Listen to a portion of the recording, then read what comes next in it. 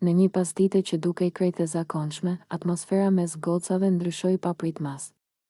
Alba dhe Bia kishin pas prej kohësh një tension të vogël mes tyne, një lloj ftohtësie që nuk ishte shprehur kur hapur, por që ndihej në çdo shikim dhe në çdo fjalë të papërfunduar.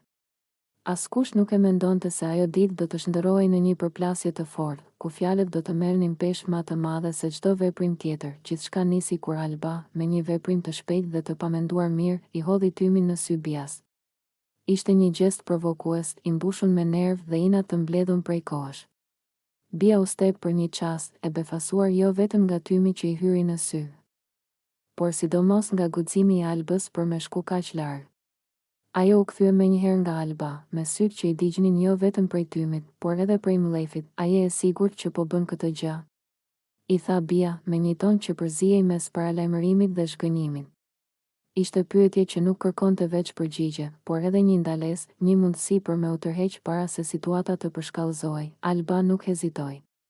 Me një buzëqeshje ironike dhe me zë të fortë, ja ktheu, po, jam krejt e sigurt. Kjo fjalë ra si shkrepse mbi benzinë. Prej atij momenti, konflikti mes gocash u ndes plotësisht. Fjalët filluan me dal njëna pas tjetrës, ma të ashpra, ma të rënda.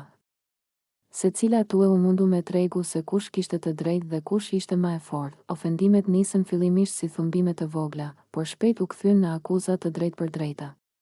Bia i përmendi Albës sjellje të vjetra, fjalë që ajo i kishte thënë dikur pas shpine, ndërsa Alba nuk mbeti mbrapa, duke e akuzu Bias për hipokrizi dhe për një qëndrim fals përballë të tjerave. Çdo fjalë shtonte edhe ma shumë tensionin, dhe rrethi i gocave përreth mbeti i heshtun, pa ditë si me ndërhy. Konflikti nuk ishte ma veç për tymin apo për atë moment të vetëm. Ishte shpërthimi gjithçkaje që ishte mbledh me kohë, xhelozi, keqkuptime, inate të vogla që nuk ishin sqaruar kurrë.